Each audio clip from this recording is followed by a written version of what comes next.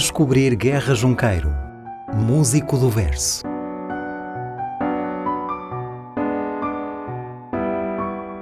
Abílio Manuel Guerra Junqueiro nasceu a 15 de setembro de 1850 em Freixo de Espada à Cinta, no seio de uma família abastada de lavradores e negociantes de vinho. Cresceu num ambiente tradicionalista e religioso, estando destinado, por vontade dos pais, à vida eclesiástica. Órfão de mãe desde os 3 anos, Guerra Junqueiro recordará mais tarde essa perda prematura. A minha mãe faltou-me, era eu pequenino, mas da sua piedade, o fulgor diamantino, ficou sempre abençoando a minha vida inteira. De baixa estatura, mas vivo e impetuoso, fez o exame de instrução primária no Porto e os estudos liceais em Bragança, demonstrando muito cedo talento para a escrita. Em 1864, inicia a carreira literária com a publicação de 2 páginas dos 14 anos, um livrinho de versos marcadamente romântico. Em 1866, vai para Coimbra, matricula-se na Faculdade de Teologia e começa a colaborar com o jornal A Folha, dirigido pelo amigo e poeta João Panha. Nesse ano, publica o poemeto Mystique Nuptiae, a que se seguirá em 1867 o folheto Vozes sem Eco. Batismo de Amor, com a introdução de Camilo Castelo Branco, sai em 1868, sendo Junqueiro, por essa altura, um dos mais prometedores poetas da nova geração. Confrontado com a falta de vocação religiosa, muda para o curso de Direito, que terminará em 1873. Bernardino Machado, estudante de Filosofia, está entre os seus colegas de universidade. Os dois ficam amigos para toda a vida.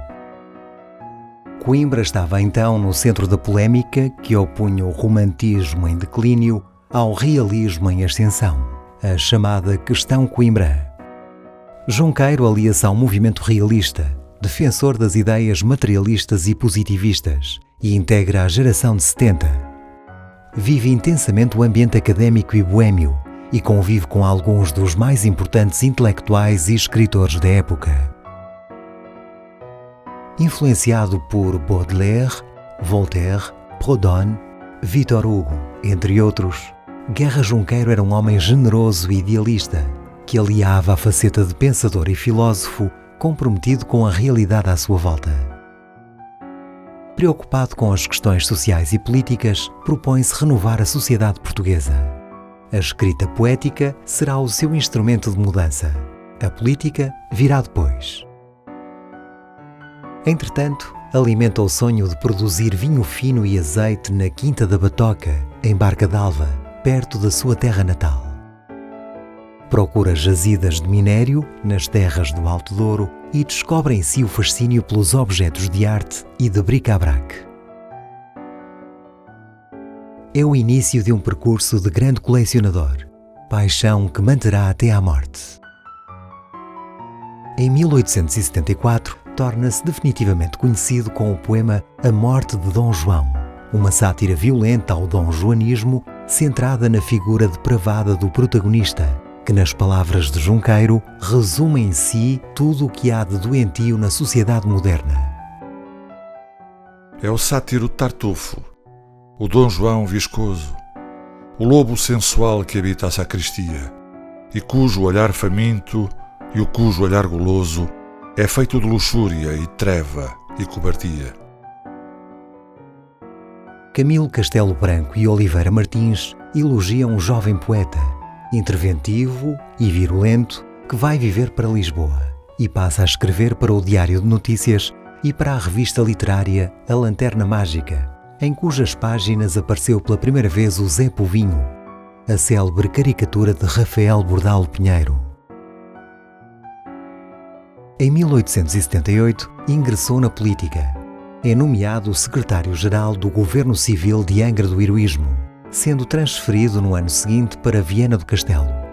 Filia-se no Partido Progressista, apoiante da causa monárquica, e é eleito em 1879 para a Câmara dos Deputados, primeiro por Macedo de Cavaleiros, depois por Viana do Castelo e mais tarde por Quelimane, em Moçambique. A 10 de janeiro de 1880, Guerra Junqueiro casa com Filomena Augusta da Silva Neves, na igreja de Santa Maria Maior, em Viana do Castelo. O casal terá 2 filhas, Maria Isabel e Júlia Francisca. Após uma estadia em Paris, publica em 1885 a sátira A Velhice do Padre Eterno, obra que suscitou uma acesa reação do clérigo. Adere ao movimento político Vida Nova, formado por membros do Partido Progressista, e integra o grupo Os Vencidos da Vida, como o designou Oliveira Martins.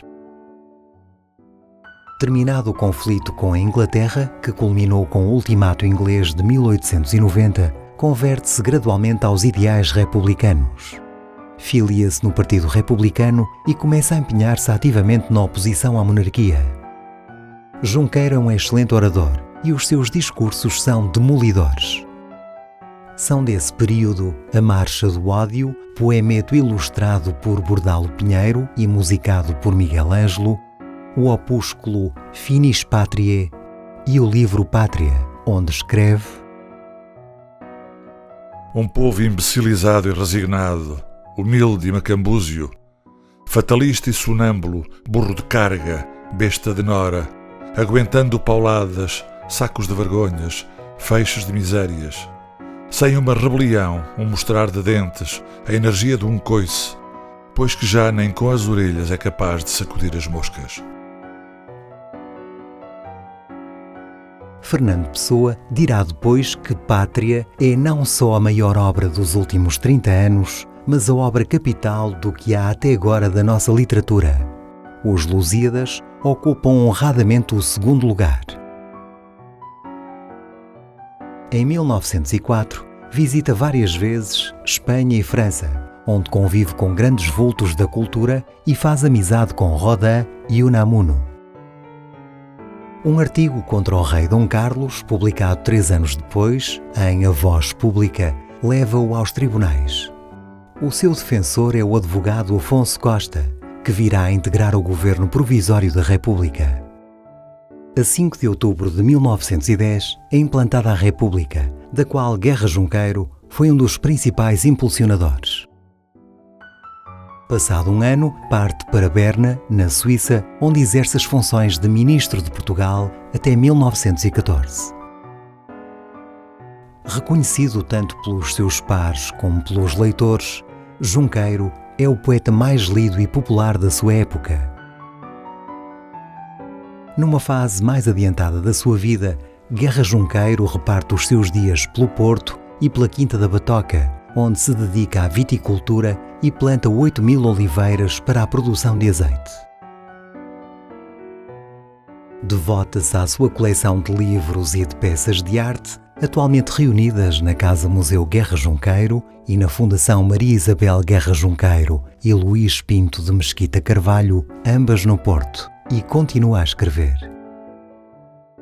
A sua poesia adquire então outros traços. O poeta panfletário e acutilante inspira-se agora na terra e nos mais desfavorecidos. Invoca a juventude. Concentra-se na paisagem social. Influenciada pelo simbolismo, a poesia de Junqueiro é bucólica, saudosa e particularmente rica em sonoridades, técnica que o poeta sempre cultivou para acentuar a veracidade das suas palavras. O livro Os Simples é talvez o melhor exemplo desse período. Alvor da lua nas eiras, nem linhos de fiandeiras, nem véus de noivas ou freiras, nem rendas de ondas do mar.